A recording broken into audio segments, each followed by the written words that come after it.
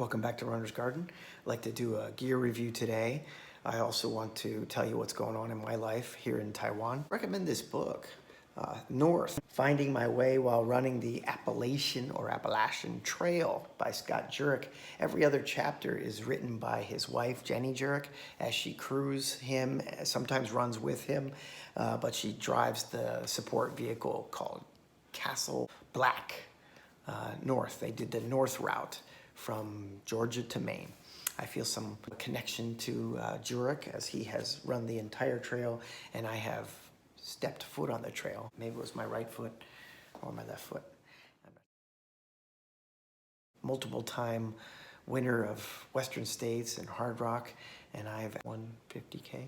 A great read, highly recommend it. Today I want to review the Deuter Pulse 3. This is a waist pack for hiking and running and walking. We have a lot of experience with hydration belts and vests. I even have handhelds and wrist.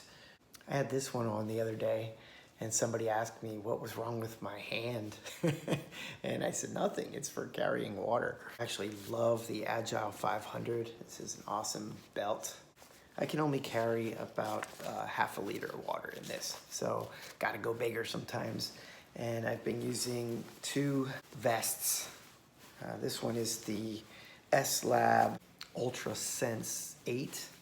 The only thing with this is that it's a little bit hotter than my Ultra Sense S-Lab 2, which has mesh on the back. This one has an extra pocket on the back, but consequently it makes it a little bit hotter. I also experience, and I've not seen this online, when I have the flasks in the front pockets here, I get some rubbing after maybe a half marathon of distance. I think it's the fascia, the connector between the skin and the muscle. It gets sore after a while, and it's not like visible bruising, but I do feel it for a couple days. So sometimes I want to switch wearing a vest up with a belt. So that's why I got this Deuter. I don't even know if this is available in North America, but I bought it here in Taiwan. It wasn't too expensive. We've got a pocket on either side of the clasp here, a big pocket in the back with a place to put my keys, and this will also fit my cell phone. Got this stretchy material.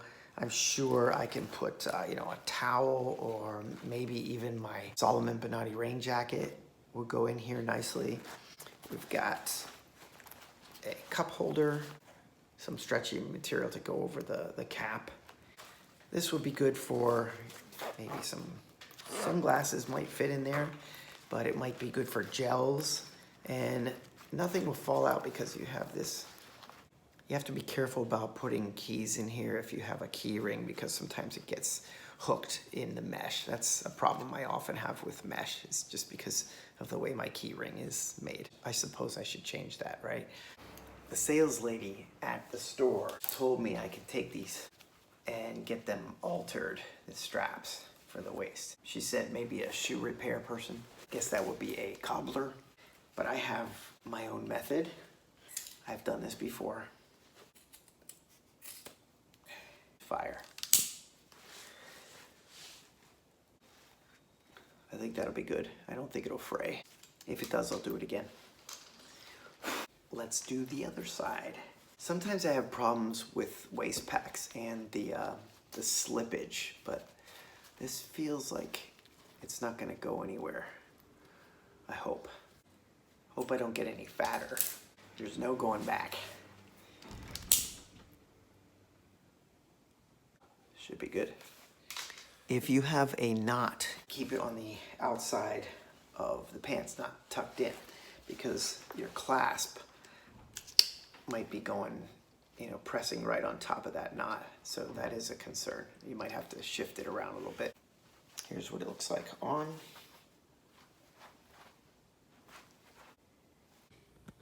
On a different running pack, I have had issues with these straps, and you also have to find a good size water bottle. It can't be too large, and obviously it can't be too small because it will jump around. This strap will help matters. But again, I'm going to be limited with the amount of water I can take. I possibly could go without my cell phone and then put one of my soft flasks in here, and even maybe half fill soft flasks and stick them in here. So I could possibly carry maybe 1.5 liters to 2 liters of water, which would be pretty good. But most of my runs here in Taiwan, there's places where I can pass by to grab a quick water at a 7-Eleven, or the stadium has a water machine, and so do temples and parks sometimes. There's comfortable padding on the back.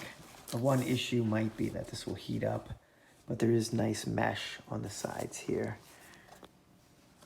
for heat dissipation. So far, I've used the belt on a run. Interestingly enough, I ran tomato plants over to another location for planting. So let me show you some video of that.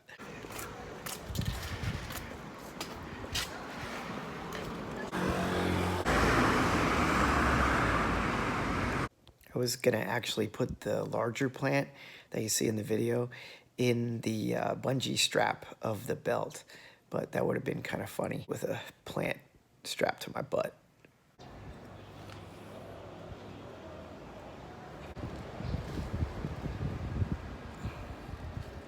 So right now I'm basically taking a break from running, trying to still keep up walking, hiking, indoor biking, maybe some outdoor biking. When the summer comes, I'm gonna hit the pool if the coronavirus is under control. Races have been postponed due to the coronavirus.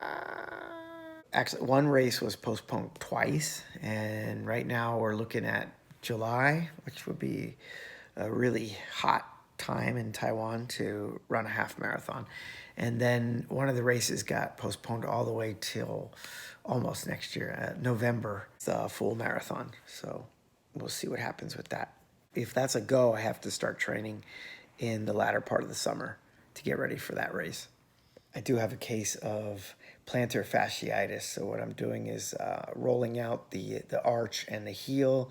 I'm doing calf stretches, icing, and just not running. So it's gonna take several months to get over this, but that's part of the game. Here's another one I just started, How Bad Do You Want It by Matt Fitzgerald. Mastering the Psychology of Mind Over Muscle.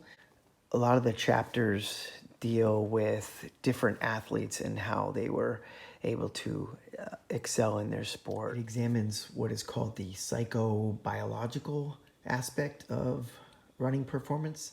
It's not only about running, it deals with triathletes, rowing, swimming, etc. But I like Matt Fitzgerald. I read another one of his books and actually go back to it from time to time, and that's Brain Training for Runners. There's training schedules for marathon, half marathon, 10K, 5K, and it also includes exercises and stretches. There's also this one that I've had for a while, but it was in the States. I brought it back with me this time. It's written by Bart Yasso, who was an editor at Runner's World, whose headquarters is right near my hometown. World is in Emmaus, Pennsylvania, and I had the fortune of stopping in at the Run Inn and pick up a bunch of goos before I came back here to Taiwan.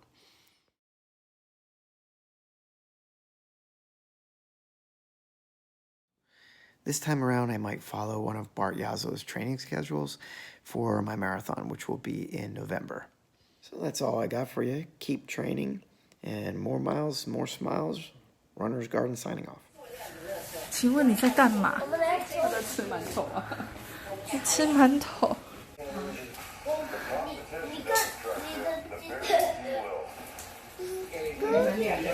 哥哥。